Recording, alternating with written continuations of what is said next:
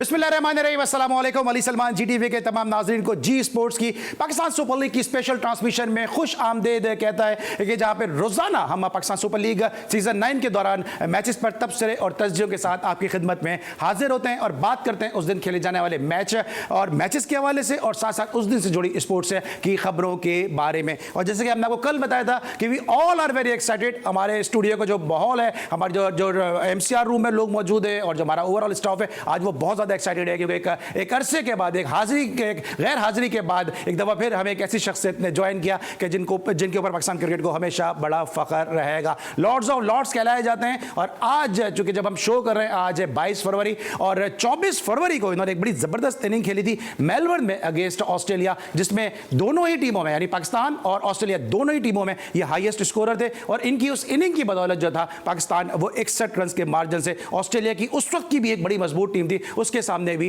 कामयाबी हासिल करने में कामयाब हुआ था। पाकिस्तान के स्टाइलिश ओपनिंग बैट्समैन, पाकिस्तान का एक ऐसा नाम कि जिन्होंने ऑस्ट्रेलिया में, इंग्लैंड में और हर जगह जाके जहां जहां पाकिस्तान को रन की जरूरत पड़ी वहां पे बड़ी जबरदस्त और बड़ी स्टाइलिश इनिंग्स खेली। मेरे साथ मौजूद हैं मोहसिन हसन खान साहब। Sir, once again welcome to the show and thank you so much for your valuable time.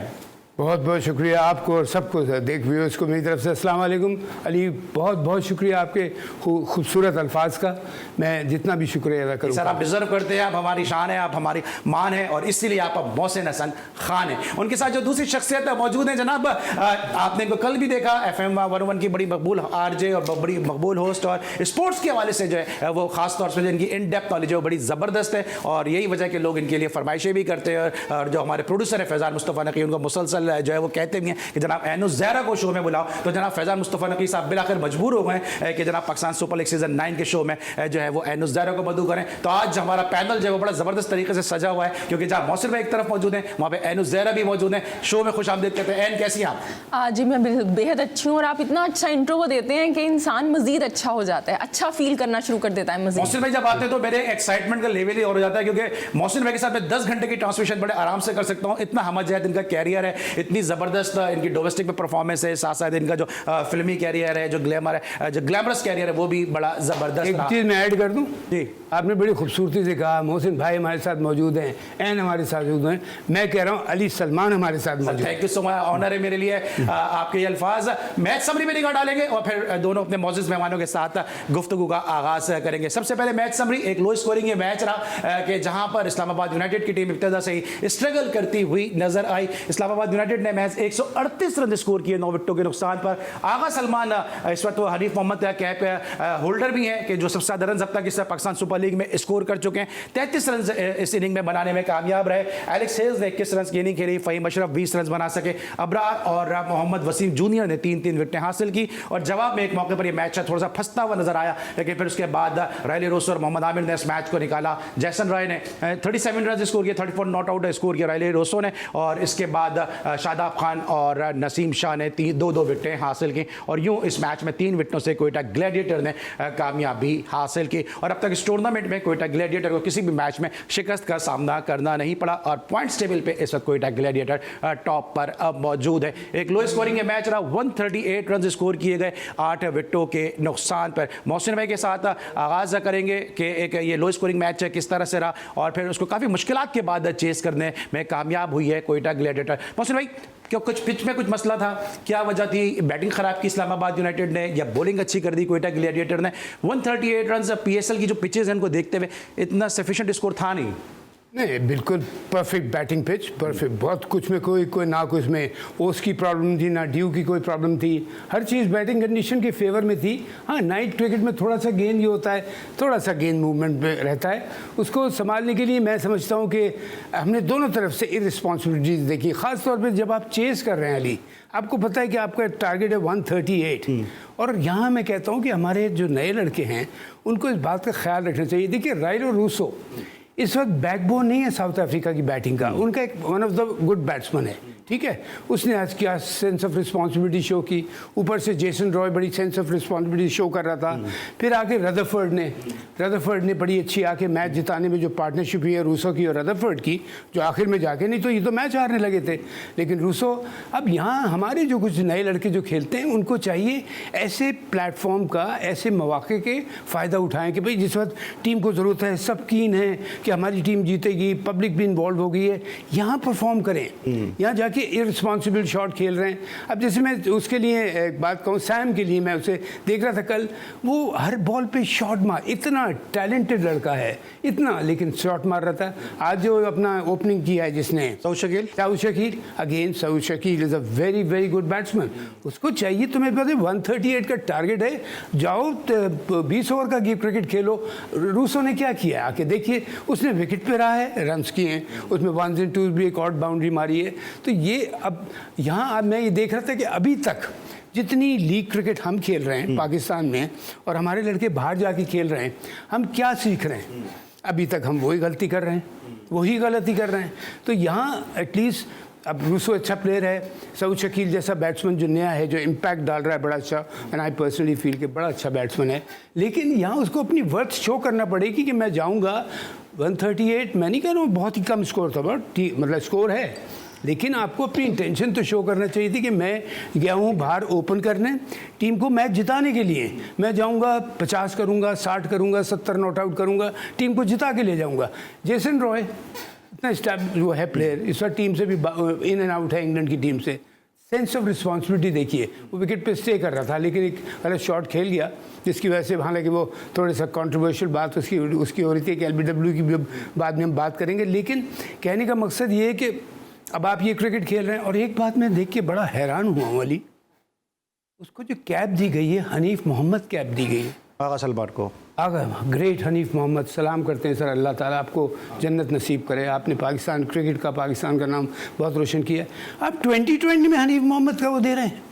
कहाँ आप कहते हैं कि हम मॉडर्न डे क्रिकेट हमें खेलनी है, हमने ये करना है, हमने ये, हम ढूंढते हैं कि हमें मॉडर्न डे। लेकिन मौसम इसमें एक सवाल ये होता है ना कि अब हम तो कॉपी करते हैं ना दूसरे लोगों, हम तो फॉलो करते हैं। अब IPL के में भी ऑरेंज कैप और पर्पल कैप दी जाती है बेस्ट बैट्समैन को और बेस्ट बॉलर को, तो यहाँ पे इन्होंने मौसूम कर दिया। अब बॉलिंग में फजल महमूद है, बैटिंग में इन्होंने हनीफ मोहम्मद कर दी। आप नहीं समझते ऑनर है? भी कोई सेंस तो हो, देखिए कॉमन सेंस भी कोई बात, पर्पल कैप या ऑरेंज कैप समझ में आती है, फजल महमूद कैप समझ में आती है, वो बॉलर थे। Hanif Mohammad was known for wicket staying, कि वो कोई गलत शॉट नहीं खेलते थे, प्रॉपर गेम खेलते थे।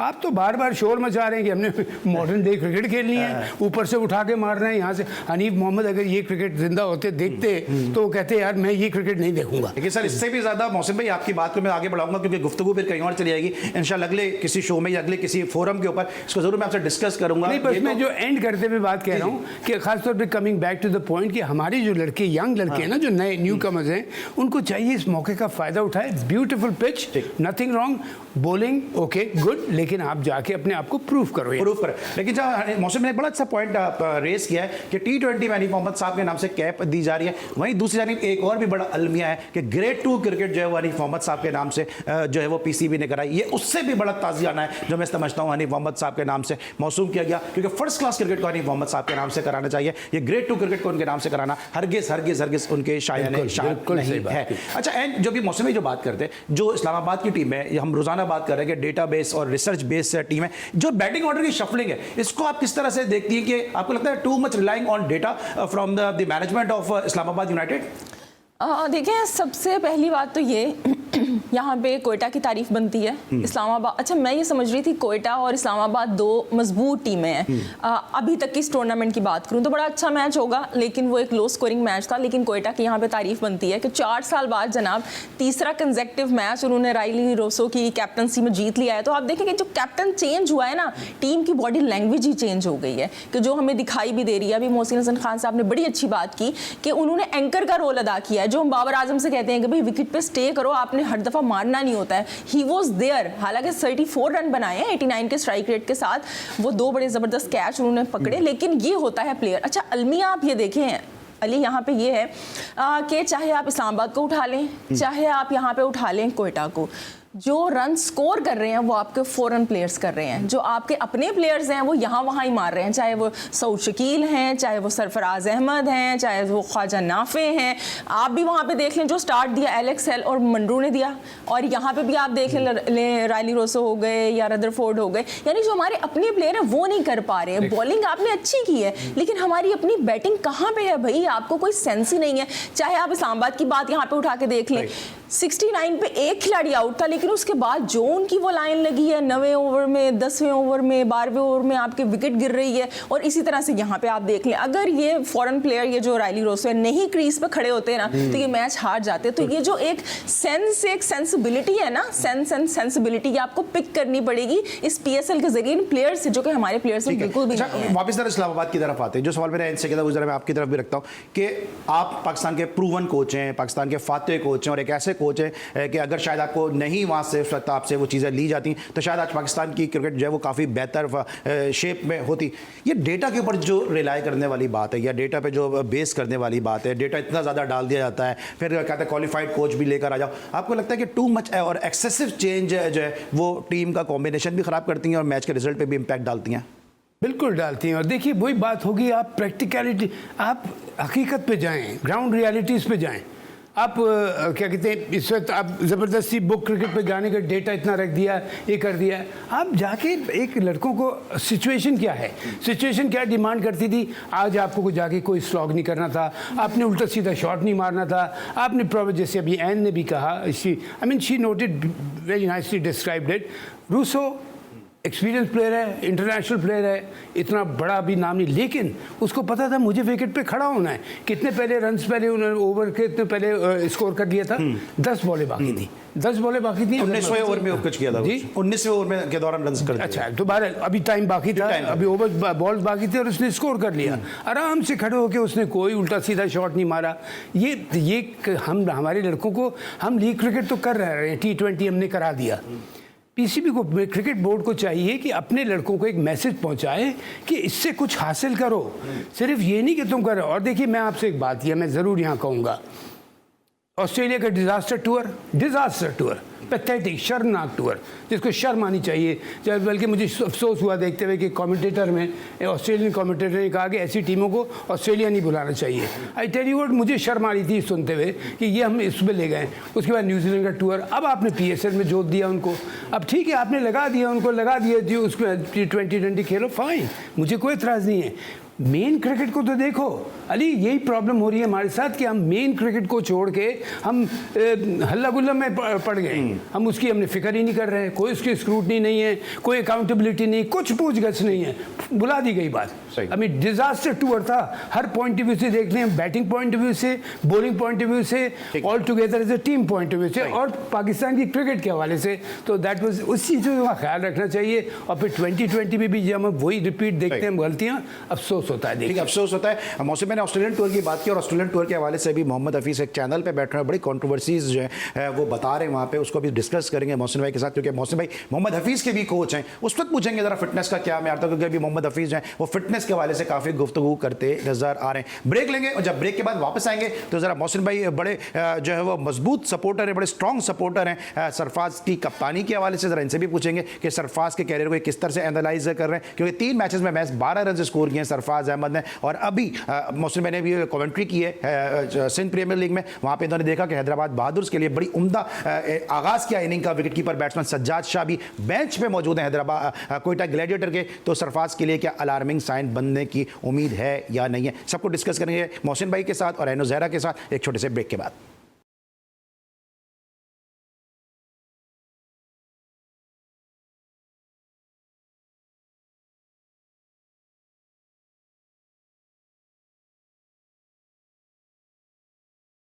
Welcome back after the break. और ब्रेक पर जाने से पहले जनाब हम बात करते हैं पाकिस्तान सुपर लीग के हवाले से और उसको मज़ीद डिस्कस भी करेंगे, लेकिन चूंकि अब गुफ्तगू का रुख जो है वो मुड़ गया थोड़ा सा इंटरनेशनल क्रिकेट की तरफ, तो India versus England test match को डिस्कस करेंगे और एनु ज़हरा से जानेंगे कि कल से टेस्ट मैच का आगाज़ हो रहा है और इस तरह सरफराज खान गुज़िश्ता टेस्ट मैच से खेलें एंड क्या उम्मीद है इस टेस्ट मैच के हवाले से जो कल से इसका आगाज़ होने जा रहा है। बिल्कुल जी, बड़ी ज़बरदस्त टेस्ट सीरीज़ है और मैं सोच रही थी एक पाकिस्तान की ऑस्ट्रेलिया के साथ थी कि जिसका मोहसिन हसन खान साहब ने अभी जिक्र किया, और वो क्या थी और ये क्या है। आप क्रिकेट का लेवल देखें, सबसे अच्छी जो बात यहाँ पे इंडिया की तारीफ बनती है वो ये बनती है, अगर हम पिछले कुछ पास्ट ईयर से देखें तो इंडिया रैंक टर्नर बना के आप देखें वो जीत जाता है, लेकिन इस दफ़ा बड़ी न्यूट्रल पिचेस हैं, चाहे आप हैदराबाद को देख लें, चाहे आप राजकोट को देख लें, विशाखापट्टनम को देख लें। अब कल का हमें नहीं पता क्या सरप्राइज होगा, लेकिन क्योंकि अभी 2-1 की बढ़तरी इंडिया को हासिल है, सो अब कल एक ऐसी चीज़ है कि क्या पता कोई स्पिनिंग पिच आके सरप्राइज हो जाए, क्योंकि बुमराह को भी रेस्ट दिया जा रहा है। आप देखिए कितना बड़ा अच्छा ये डिसीजन है कि बुमराह जैसे मेन पेसर को रेस्ट दे के मुकेश कुमार को लेके आ रहे हैं। मुकेश कुमार को क्यों लेके आ रहे हैं? इसलिए नहीं लेके आ रहे हैं कि T20 में बड़ा अच्छा उसने परफॉर्म किया, इसलिए लेके आ रहे हैं कि जनाब जो रणजी ट्रॉफी है उसके अंदर वहाँ पे उन्होंने 10 विकेटें ले ली, बड़ा अच्छा परफॉर्म किया। और इसी तरह से आप सरफराज का अभी आपने खुद ही वो जिक्र किया, इसी तरह से जो दूसरा उनके साथ ध्रुव जुरेल का हुआ है, अभी जो हैं जो रजत हैं वो बड़ा अच्छा है। अब देखते हैं कि रजत खेलेंगे या नहीं खेलेंगे, उनकी जगह शायद अक्षर को खिला दें, लेकिन जो बैस बॉल अप्रोच है अली वो तो तहस नहस होकर रह गई है। जायसवाल ने इंडिया को बताया कि बैस बॉल अप्रोच क्या होती है, बैस बॉल अप्रोच क्या होती है। लेकिन जनाब हम जितना भी इंग्लैंड की टीम को डिस्कस कर लें, इंडिया और इंग्लैंड की टीम को हम डिस्कस कर लें, जितना भी हमारे साथ जो शख्सियत मौजूद हैं, ये इंग्लैंड के खिलाफ बड़ा प्रूवन कोच हैं, बड़े ज़बरदस्त इनका ट्रैक रिकॉर्ड रहा है। और ना सिर्फ जब कोच थे, जब पाकिस्तान की बैटिंग स्ट्रगल करी थी लेट 70s में, उस वक्त जाके इन्होंने जो है वो चंद अच्छी इनिंग्स भी इंग्लैंड में खेली। तो इंग्लैंड के खिलाफ तो मौसम आपको रिकॉर्ड एज ए बैट्समैन भी बड़ा ज़बरदस्त है। जब वसीम बारी की क़यादत में हम गए थे और आपने बड़ी ज़बरदस्त वहाँ पे इनिंग खेली थी, और इसके बाद कोचिंग के तौर पे भी जब बतौर कोच भी आपका बड़ा ज़बरदस्त रिकॉर्ड है। इंग्लैंड की जो अप्रोच की इन्होंने बात की है, उसको इन्होंने कहा कि इंडिया ने जो है वो अब रैप अप करके रख दिया है और इंडिया इस वक्त डोमिनेट कर रहा है इस सीरीज़ के अंदर। कल किस स्ट्रैटेजी के साथ इंडिया जाएगा? देखिए, एक तो बात जो एन ने टेक्निकली बड़ी इंपॉर्टेंट बात की कि अब वो टर्निंग पिच पे उनसे मैच नहीं जीत रहे, अब बाकायदे स्पोर्टिंग पिच पे मैच जीत रहे हैं। और इंडिया जाके अब ऑस्ट्रेलिया में जाके उनको बड़ा टफ टाइम देता है। ये नहीं कि ऑस्ट्रेलियन पिचेस पे जाके बिल्कुल ज़ीरो हो जाता है, वो दिन गए अब उनके। उन्होंने अली अपनी क्रिकेट के ऊपर सीरियसली कंसंट्रेट किया है कि ऊपर किस तरह ले जानी है अपनी क्रिकेट। T20 आप देख लें, IPL प्रॉबेबली अभी तक, अगर मैं गलत नहीं हूँ, दुनिया की बेस्ट लीग है, ओके, एक वो अपनी जगह है। लेकिन उनकी टेस्ट क्रिकेट, उनकी वनडे क्रिकेट, वो हर क्रिकेट को ऊपर ले गए। और किस वजह से ले गए?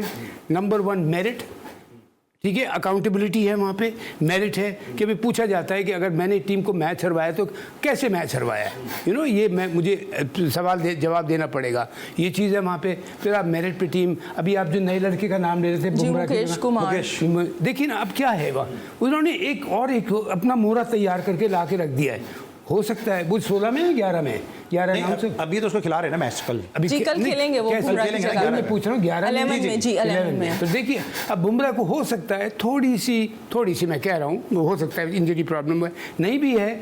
हालांकि इस वक्त अगर दूसरी कोई टीम, ये 2-1 अप है इस वक्त, करेक्ट जी, बिल्कुल 2-1 है, 2 रह गए हैं। तो ये अभी 2 मैचेस रहते हैं। अब ये कभी भी कोई रिस्क नहीं लेता कि यार कि ऐसा ना हो कि मैच हार जाए तो पता लगा 2 ऑल हो जाए और फिर आखिरी हम फिर आ जाए।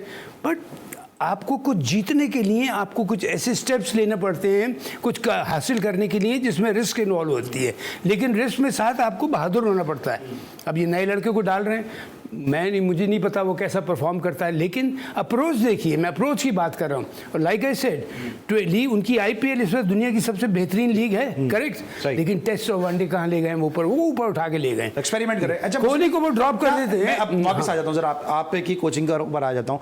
अब इंडिया को ठीक है, वो सीरीज में जो है वो 2-1 से उनको बढ़तरी हासिल है, बट अब इंडिया को क्या करना चाहिए? क्योंकि आपने इंग्लैंड के खिलाफ कोच किया हुआ है पाकिस्तान टीम को, ठीक है प्लेयर्स वो सारे बदल गए, लेकिन जो पिच है वो तो आप जानते हैं कि किस माइंडसेट के साथ इंग्लैंड की टीम आती है। दूसरा, इंग्लैंड को किस तरह से कम बैक करना चाहिए? दोनों टीमों की अप्रोच बताएगा कल के टेस्ट मैच में क्या होनी चाहिए।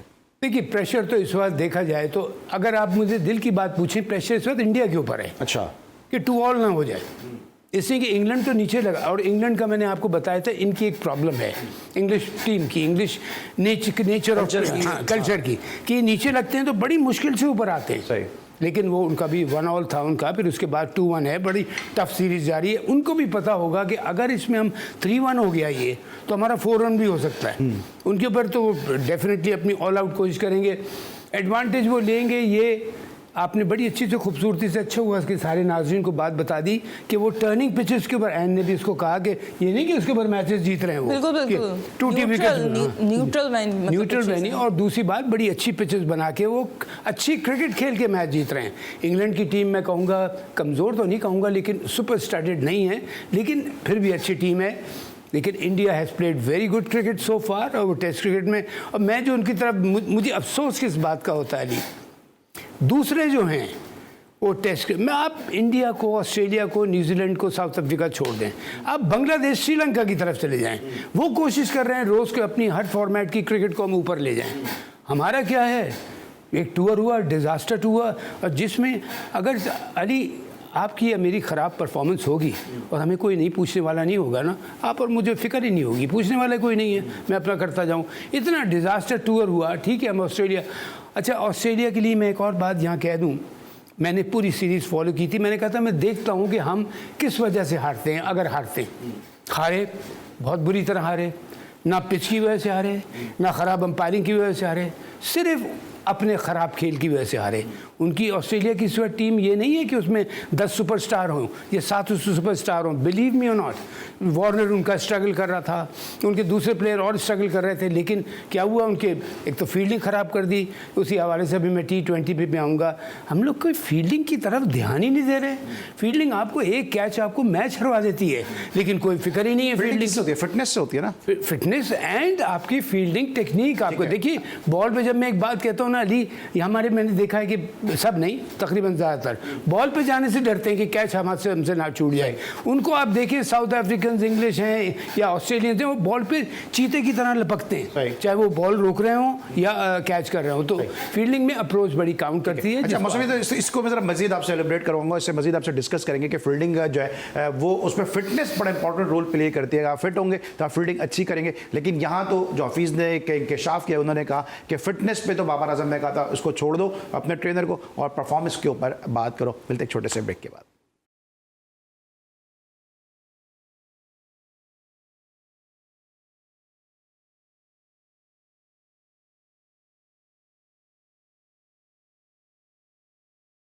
Welcome back after the break. और ब्रेक पर जाने से पहले हम बात कर रहे Islamabad united versus Quetta gladiator match के बारे में कि जब लो स्कोरिंग मैच था, लेकिन एक मरतबा फिर जो है वो सरफराज अहमद नाकाम हुए। क्या कप्तानी जाने से फॉर्म भी चली गई है, ये जानेंगे मोहसिन भाई से, क्योंकि मोहसिन भाई जितने भी हमने गुज़िश्ता शोज़ किया मोहसिन भाई के साथ, उसमें मोहसिन भाई ने बहुत स्ट्रांगली इस बात को कहा कि सरफराज जो है वो पाकिस्तान के एक बेहतर कप्तान साबित अभी भी हो सकते हैं। मोहसिन भाई, जो कोयटा ग्लैडिएटर से कप्तानी चेंज हुई है, पहले इस फैसले को आप किस तरह देखते हैं? क्योंकि कुछ लोगों का ये भी कहना है कि अगर सरफराज में बुरा वक्त आया तो कोयटा ग्लैडिएटर ने भी जो है उन साखें फेर दी, और उसके बाद उनकी जो परफॉर्मेंस है वो भी अच्छी नहीं जा रही है।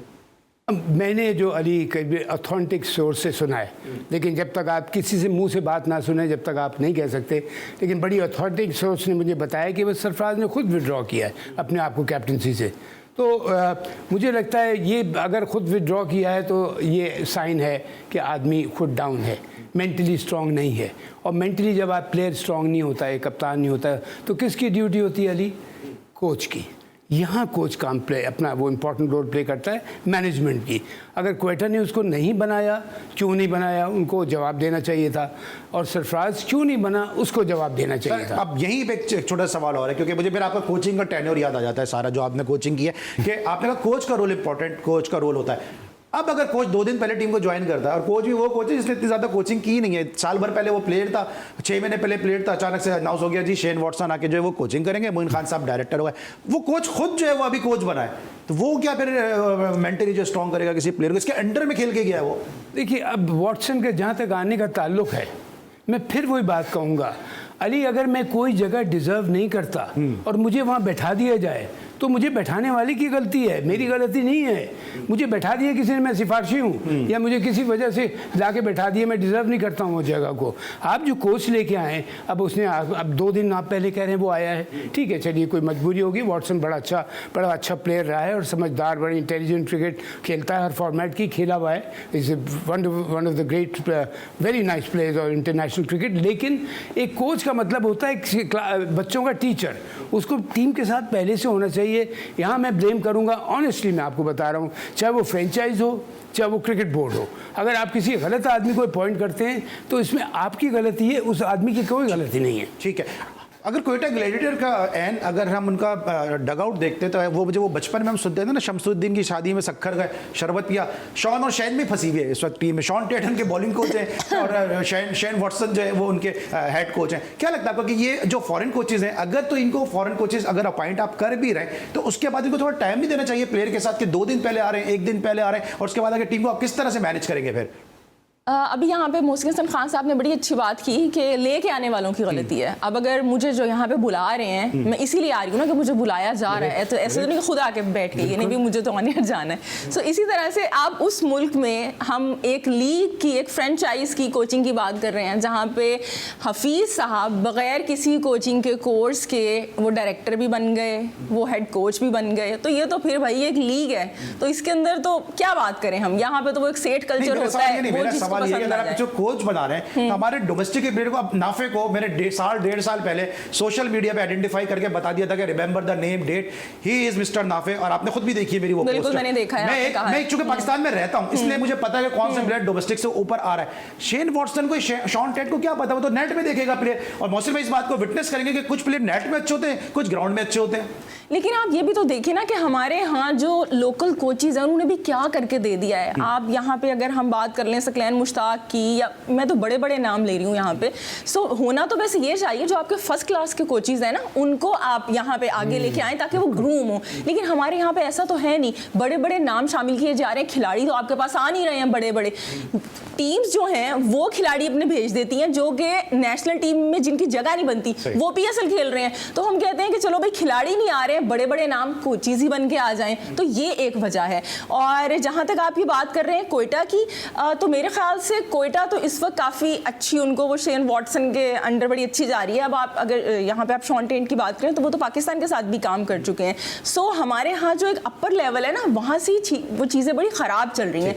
फर्स्ट क्लास क्रिकेट पे हमारा कोई फोकस नहीं है, कोई क्या कर रहा है क्या नहीं कर रहा है, और यही हमारा इसके अंदर है कि PSL के अंदर भी। अच्छा, अफसोस की बात यह है कि आप देखें कि जो हमारा अभी ये PSL है, इसके अंदर हम अच्छे अच्छे खिलाड़ी हम कर रहे हैं जी, नाफे बड़े अच्छे हैं, आपने कहा कि आपने उनको रिकॉग्नाइज कर लिया था, लेकिन अली उनको हमने कितनी क्रिकेट खिलवाई है फर्स्ट क्लास की? उन्होंने तो एक भी मैच नहीं खेला हुआ अभी, मैच खेला ना T20 के बस जी। तो अभी अगर वो कुछ अच्छा करेंगे आप उनको संभाल के बैठ जाएंगे कि भाई जी ये तो नेशनल टीम में आएगा। अच्छा, फर्स्ट क्लास की मौसम के लिए बड़ी हैरत अंगेज बात होगी और हमारे नाजरीन के लिए बड़ी हैरत अंगेज बात होगी कि हमारा हाल ये पाकिस्तान क्रिकेट का कि एक प्लेयर ऐसा था, बल्कि कोच ऐसा था कि जो क्रिकेट का उससे दूर दूर तक ताल्लुक नहीं था, वो अपना बिजनेस कर रहा था। उसके क्लब के एक साहब जो है वो क्रिकेट बोर्ड में बड़ी अच्छी पोजीशन पर आ गए। उसके बाद उसको कराची के एक जोन का कोच लगाया गया, उसके बाद सिंध की टीम के साथ उसको जो वो फील्डिंग कोच लगाया गया, और अभी जो PCB का लेवल 1 हुआ है उसमें वो कोचिंग कर रहे हैं। मतलब पहले उनको उतार दिया समंदर में, उसके बाद अब उनको तैरना सिखा रहे हैं। तो फर्स्ट क्लास से कोचेस कैसे आएंगे?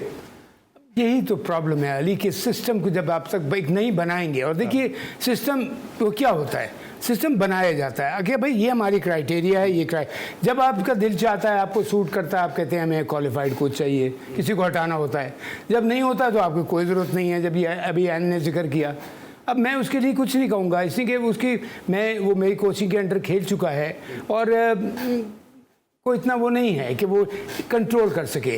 देखिए लीडिंग एक प्लेयर होना और एक लीडिंग क्वालिटीज़ होने में, दोनों में अलग बात होती है। लीडिंग क्वालिटी का मतलब कप्तान, अगर ज़रूरी नहीं है कि अच्छा प्लेयर अच्छा कप्तान हो, ज़रूरी नहीं है अच्छा प्लेयर अच्छा कोच हो, आपको देखना पड़ता है कि अच्छा प्लेयर भी है। मौसम भाई हफीज़ की आपने बात की, तो क्या आप कह रहे हैं लीडिंग क्वालिटी उसमें नहीं है कि पाकिस्तान के कर सकता है, कप्तान भी रहा है, प्रोफेसर भी उनको कहा जाता है, तो क्या सिर्फ बोल सकते हैं क्वालिटीज़ नहीं है उनके अंदर? नहीं, प्रोफेसर तो जब मैं उस पर नहीं कहूँगा कि वो मजाक की बात निकल जाएगी क्यों कहा जाता है, लेकिन कहने की बात है, आप जब वो कैप्टन था, कोई है कैप्टनसी का रिकॉर्ड ऐसा कि जिस पर आप वाह वाह करें? नहीं है। कोचिंग में आपने देख लिया। देखिए कोचिंग का और कैप्टनसी का मतलब होता है कमांड करना विद रिस्पेक्ट, और उसके बाद लड़कों को सही गाइडेंस देना। हमने खेला, अब हमने पूरा अपने ऑस्ट्रेलिया न्यूजीलैंड टूर देखा आपने गलतियों पे और रिपीट हो रही हैं एक ही जगह पर। जैसे मैंने कहा, इतनी प्लेसिड पिचेस बैटिंग के हवाले से मैंने ऑस्ट्रेलिया में पहले कभी नहीं देखी थी, क्योंकि एक्स्ट्रा बाउंस हो रहा है, यहाँ खेला जा रहा है सारे वक्त। सारी क्रिकेट यहाँ थोड़ा सा बाउंस ही होता है कि हमारे यहाँ बॉल यहाँ होती है, ऑस्ट्रेलिया में यहाँ होती है, तो इसको एडजस्ट करने के लिए यही तो काम होता है कोचेस का, कि बताने को देखो हमारी टेक्निक अब यहाँ से नहीं, हमारी टेक्निक यहाँ आएगी, हम यहाँ खेलना पड़ेगा, हाफ कॉक जिसे बोलते हैं, ना बैकफुट ना फॉरवर्ड। तो ये अब उसके लिए मैं क्या कहूँ, मैं ज़्यादा कुछ नहीं कहना, लेकिन कोचेस की जो अब शेन वॉटसन है, is one of the most erratic bowler in international cricket, आपने उसको बॉलिंग कोच लाके डाल दिया। I mean, this is not fair with Pakistan cricket. ये गोरा है, इस वजह से आपने उसको डाल दिया। अब इससे अच्छे तो अपना कोई लड़का है, ने बड़ी अच्छी बात की, उमर गुल बड़ा अच्छा परफॉर्म कर रहे थे ना इनके लिए, कर रहे थे। और दूसरी बात, जो डोमेस्टिक के कोचेज हैं, जो बच्चे अपने लड़कों को शुरू से देख रहा है, डे 1 से देख रहा है, पहले मैच से देख रहा है, उसको लें आप, उसको तैयार कर दें कोच बनाने के लिए। वो डोमेस्टिक में करे, फिर पाकिस्तान टीम का करे, और ये उनसे बहुत बेहतर साबित होंगे। अकाउंटेबिलिटी आप सिर्फ रख दें कि ये ना हो कि कोच ने पता लगा फॉर ग्रांटेड ले लिया कि मुझे ही लिया जाएगा। मौसम में बात करें ना, डोमेस्टिक के कोचेस को लेकर आना चाहिए, और मोहम्मद हफीज़ की मौसम ने बात की है कि जो वो इतने स्ट्रॉन्ग नहीं थे, स्ट्रॉन्ग हेडेड नहीं है मोहम्मद हफीज़, लेकिन ये हमारी क्रिकेट का अलमिया है कि हमारी डोमेस्टिक क्रिकेट की जिम्मेदारी भी हफीज़ साहब को दे दी गई, और फिर उन्होंने जो है वो 80 ओवर पे एक इनिंग मुश्तमिल कर दी। और अब मुझे तो हैरत होती है कि अगर आगा जाहिद जैसे अरशद परवेज़ बाटा जैसे प्लेयर और मोहसिन खान जैसे प्लेयर अगर हबीब बैंक से अगर इनिंग का आगाज़ करने जा रहे हैं तो 70 ओवर तो यही खेल जाएंगे, तो फिर मियादाद शौकत मिर्जा जैसे, अजहर खान जैसे प्लेयर की बारी कब आती अगर उस दौर में अगर 80 ओवर पे फर्स्ट क्लास की इनिंग को महदूद कर दिया था। इस पर ज़रा बात करूंगा मोहम्मद हफीज़ के इस डिसीजन पे, और इस डिसीजन के जो असरात आएंगे पाकिस्तान डोमेस्टिक क्रिकेट पे, इस पे एक छोटे से ब्रेक के बाद।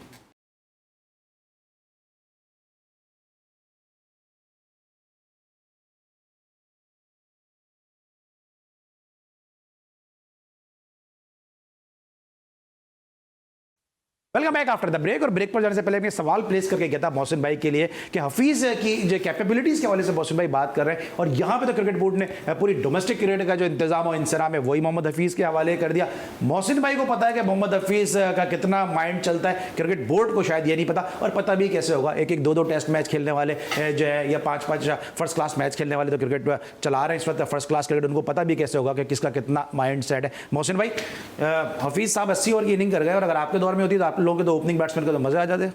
नहीं, देखिए वो नहीं करना चाहिए। उसकी वजह मैं सीधी सी मिसाल देता हूँ। मैं उस चीज़ की हमेशा, देखिए मैं वो बात कहता हूँ जो मैंने अपनी आंखों से देखी होती है या अपने कानों से सुनी होती है, और मैं उसकी मिसाल देता हूँ जो हो रहा है सामने, जिसको दुनिया देख रही है। इंग्लैंड में, ऑस्ट्रेलिया में, न्यूजीलैंड में, साउथ अफ्रीका में क्या 80 ओवर की क्रिकेट होती है? उनकी क्रिकेट है ना स्टैंडर्ड के ऊपर। ये थोड़ी होता है कि आप जो डे क्रिकेट में आप लेके आ जाएं उसको, आप ऐसे वो बनाएं चीज़ें। पिचेज़ आपको थोड़ा सा करना पड़ेगा, पिचेज़ में आपको थोड़ा फर्स्ट क्लास क्रिकेट में आपको बैटिंग ओरिएंटेड पिचेज़ नहीं बनाना पड़ेंगी, स्पोर्टिंग पिचेज़ बना। ये मेन रीज़न है। आप 2020 में देखती, कल मैं का मैच देख रहा था, वो पिच में जो था ना, उसमें गेंद थोड़ा सा सीम भी हो रहा था, थोड़ा सा टर्न भी हो रहा था, इसलिए क्लोज मैच गया। इसका मतलब थोड़ा सा अगर मुश्किल कंडीशन थी तो बैट्समैन जवाब दे गए वहाँ पे। आप फर्स्ट क्लास क्रिकेट में थोड़ी सी अपनी ऐसी कंडीशंस बनाएं पिचेस की जहाँ पे फास्ट बॉलर को हेल्प मिले और स्पिनर्स को हेल्प मिले, तो जहाँ वो 50 रन जो वहाँ करेगा उस पिच के ऊपर, वो 100 के बराबर होंगे। यहाँ 200 करते हैं, इंटरनेशनल क्रिकेट में जाके 15 रन 20 रन नहीं होते उनसे। तो ये चीज़ हमें करना चाहिए, और कभी भी इसको लेके नहीं आए। और like I said, Australia, England, New Zealand, south Africa, इनके यहाँ कोई ओवर की क्रिकेट नहीं होती। फर्स्ट क्लास क्रिकेट में खेलते हैं वो, उस तरह रिजल्ट भी निकलते हैं उसमें। पिचेस बनाएं ऐसी कि जिसमें एक रिजल्ट ओरिएंटेड। अच्छा, रिजल्ट की बात की है तो रिजल्ट का मैटर करता है कैप्टन के ऊपर, और अभी एक अब्दुल रज़ाक ने एंड स्टेटमेंट दे दिया कि कैप्टनसी मटेरियल नहीं है बाबर आजम। इस हवाले से आप क्या कहेंगे कि अब तो काफ़ी, पहले इफ़ी भाई कहते थे ये बातें, अब काफ़ी लोग ये बात करने लगे। देखिए, अब्दुल रज़ाक की हम क्या बात करें, उन्होंने तो ऐश्वर्या राय के बारे में भी कुछ कह दिया था पिछले दिनों, वो एक अलग कंट्रोवर्सी बन गई थी। मुझे ऐसे वो लग रहा है कि ये जो नहीं थे हसन रज़ा, वो जिन्होंने बॉल्स का कहा था कि इंडिया को अलग बॉल्स दी जा रही हैं, मेरे ख्याल से उनका, या फिर वो जो हमारे जो नेबरिंग कंट्री में वो क्या नाम है उनका, जो बड़े अच्छे से बॉलर हैं उनके, शामी, जो बड़ी कंट्रोवर्शियल बातें करते हैं, Hardik Pandya, I don't know, जो एक्स क्रिकेटर थे इंडिया के, जो भी थे, मेरे ख्याल से उनका असर हो रहा है कि वो किसी की तरह से, मतलब बात कहने का मकसद ये है कि आप अटेंशन गेज करना चाहो ना, कि अब आप अब्दुल रज़ाक की क्यों बात कर रहे हैं, कि बाबर आजम का नाम ले लिया, ठीक है भाई कैप्टनसी मटीरियल नहीं है, ये तो हम सब बात कब से कह रहे हैं। ये बात अगर वो तब कहते तो हम उनकी बात भी मानते। अभी वो बात करें ना, अभी वो ये बात करें कि ये मुझे, आप पहले वो ये बात करें कि PSL में क्या हो रहा है। PSL के बारे में पहले ये कहा जा रहा था कि भाई PSL की हाइप नहीं है, लोगों का इंटरेस्ट नहीं है। लोगों को तो छोड़ें, प्लेयर्स का इंटरेस्ट है। अभी मोहसिन हसन खान साहब ने बड़ी अच्छी बात की यहाँ पे कि आप फील्डिंग के लेवल चेक करें। 8 मैच हुए हैं, 20 के करीब कैचेस आपने ड्रॉप कर दिए हैं। और आप देखें अली, हर एक अफसोस की बात यह है कि T20 वर्ल्ड कप होने वाला है, हर कोई एजेंडा चला रहा है अपना। अभी आप बाबर की टीम की बात कर रहे हैं, कल 2 दोस्त एक दूसरे के मद्दे मुकाबिल होंगे। ज़ल्मी का और मुल्तान का मैच है, अब देखते हैं कौन किसका साथ देगा। आप देखें ज़ल्मी के अंदर बैठे हुए हैं मेहरान मुमताज, उनसे क्यों नहीं स्पिनर से बॉलिंग करवाई जा रही? अब जो हसीबुल्लाह जैसा इतना अच्छा विकेट कीपर बैटर बैठा हुआ है, उससे बाबर उनको यूज नहीं कर रहे, क्यों? आप देखिए, हम बात करेंगे तो हम कहेंगे हमारे पास तो रिजवान है खाली। जो सरफराज हैं वो विकेट कीपर बैटर आउटडेटेड हो गए, आजम खान जो है वो ओवररेटेड है, जो नए हैं उनको आप मौका नहीं दे रहे हैं। रिजवान को देखें, आप देखें खुशदिल शाह ने 4 कैचेस ड्रॉप किए हैं, कैच ड्रॉप कर रहे हैं, उनको गले लगा रहे हैं जाके। मुझे तो ये डर है कि कहीं ऐसा ना हो एक इनिंग उन्होंने खेल दी कि T20 वर्ल्ड कप ना उन्हें खिला दें। हर कोई अपना एजेंडा चला रहा है। अच्छा, हर कोई अपना एजेंडा चला रहा है। बड़ा अच्छा तरीके से डिस्क्राइब किया। थोड़ा सा बात कर लेते हैं, ये भी जो फिटनेस कैचेस की आपने बात की और भी ने भी बात की है, फिटनेस के वाले से हफीज ने कहा कि और दौरा ऑस्ट्रेलिया में जब उन्होंने ट्रेनर से कहा कि फिटनेस बेहतर करो, तो ट्रेनर ने कहा कि जनाब मुझे तो विकी आर्थर साहब की तरफ से और बाबर आजम साहब की तरफ से मैसेज है कि फिटनेस को छोड़े आप और परफॉर्मेंस जैसी चल रही है चलने दें। और जब उन्होंने फैट का लेवल चेक किया तो सबको कोई 1.5 पॉइंट जो है फैट का लेवल ज़्यादा था। तो फिटनेस पे तो हम नेशनल टीम में कॉम्प्रोमाइज़ कर रहे हैं, तो फिर ये PSL में और डोमेस्टिक की आप लोग बातें कर रहे हैं। नहीं, अब देखिए ना, ये तो बात जो आप कह रहे हैं ये तो बड़ी मज़ा हंसने वाली बात है। फिटनेस नहीं होगी तो आप चाहे वो बैटिंग, अभी तक फिटनेस का ख्याल करते हैं आप, मुझे भी कहते रहते हैं। मैं कोशिश, और आपने माशाल्लाह देखिए, आप आए हैं, आप एंकरिंग कर रहे हैं, आप ये काम कर रहे हैं, आप सीट पे बैठने वाले, लेकिन आप अपनी फिटनेस का ख्याल रखने अर्थ कर, वो तुम्हारा तो काम है। फिटनेस के बगैर तो आप खेल ही नहीं सकते, चाहे बॉलर हैं या बैट्समैन, इवन मैं कहता हूँ स्पिनर हैं या इवन बैट्समैन हैं, आप प्रॉपर सो बड़ा स्टडी खेलने वाले। फिटनेस, और 2 चीज़ों की फिटनेस ज़रूरी है, mental toughness and body fitness.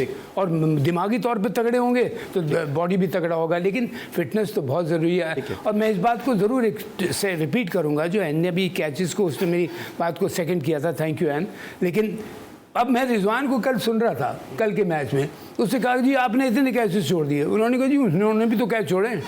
ओ भाई, तुम उनको छोड़ो, तुम अपने आप को देखो। कैचेस छोड़ने का मुकाबला हो रहा है। कैचेस छोड़ने का, और कैचेस, और ख़ासतौर पे हर फॉर्मेट में कैचेस इतने इंपॉर्टेंट होते हैं, खासतौर पे शॉर्टर वर्जन, वनडे और T20 में तो इतना ज़रूरी होता है कि एक बैट्समैन का कैच छोड़ा, उसने 20-25 करके मैच आपको। अच्छा, छोड़ने की बात कर रहे हैं कि आपको लगता है कि जी मोहसिन नकवी साहब आए तो एक नई बैच शुरू हो गई है, मार्केट में खबर फैलाई जा रही है कि बाबर आजम को दोबारा बतौर कप्तान लाने की बातें हो रही हैं। आपको लगता है कि पाकिस्तान की क्रिकेट वापस पीछे चली जाएगी या बाबर आजम T20 में कप्तान होंगे तो ये फैसला सूदबंद होगा?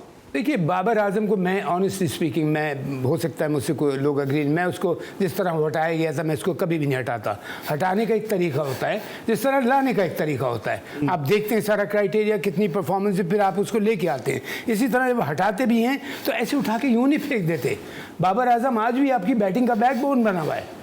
आप उससे जब कॉन्फिडेंस, कप्तानी से आप इस तरह हटाएंगे तो उसका कॉन्फिडेंस, बैकबोन तो बना हुआ है लेकिन टीम भी तो नीचे लगी है। अब देखिए, टीम तो नीचे लगी, अब बिल्कुल सही कह रहे हैं आप। लेकिन अब मैं उससे, अगर मैं वहाँ होता ऑस्ट्रेलिया में, मैं नोट कर रहा था कि बाबर कोशिश कर रहा था मैं विकेट पे स्टे करूँ, मैं अपना कुछ करूँ, मैं रन्स करूँ, मैं उसको कहता तुम इस विकेट पे ज़रूर स्टे करो, लेकिन तुम्हें टीम को भी उठाना है साथ में। सरफराज के साथ क्या किया है? सरफराज को मेंटली गिराया गया है, जिसकी वजह से उसकी क्रिकेट में। अच्छा, लास्ट मेरा क्वेश्चन है, वाइड अप पे जा रहा हूं कि अगर बाबर आजम की आप बात करें, अगर आप होते आप उनको नहीं हटाते, अब 2 सवाल क्विकली में बता दिएगा, क्या बाबर आजम को बतौर कप्तान वापस लाना चाहिए? और PSL में जो बाबर आजम का ट्रैक रिकॉर्ड है कैप्टनसी का सिर्फ 25% है, तो इस रिकॉर्ड को देखकर आपको लगता है कि उनको कप्तान पाकिस्तान का T20 में बनाना चाहिए? देखिए, T20 के लिए क्रिकेट पे तो मैं इसलिए बात नहीं करूंगा, चाहे वो प्लेयर हो या कैप्टन हो। मैं उसमें 20 रन की आप टीम में सेलेक्ट हो जाते हैं, कप्तानी आपकी 20-40 ओवर की कप्तानी है। लेकिन कहने का मतलब ये है कि पर्सनली स्पीकिंग, ये आपका लास्ट से क्वेश्चन? बिल्कुल लास्ट ही क्वेश्चन। अच्छा, तो मैं ये कह रहा हूँ कि कप्तानी बाबर को, जैसे मैंने कहा, मैं उसको ऐसे नहीं हटाता, मैं सरफराज को ऐसे नहीं डिस्टर्ब करता कि कोई मैच खिला रहा हूँ कोई नहीं खिला रहा हूँ, एक खिलाया एक में। एक आदमी इतना पाकिस्तान का कप्तान है, इतने अरसे से खेलता रहे, एक मैच खिला के आप उसे बाहर कर देते हैं। बाबर को आप ऐसे हटा देते हैं। प्लेयर बनता बड़ी मुश्किल से है, ऐसे बिगड़ जाता है।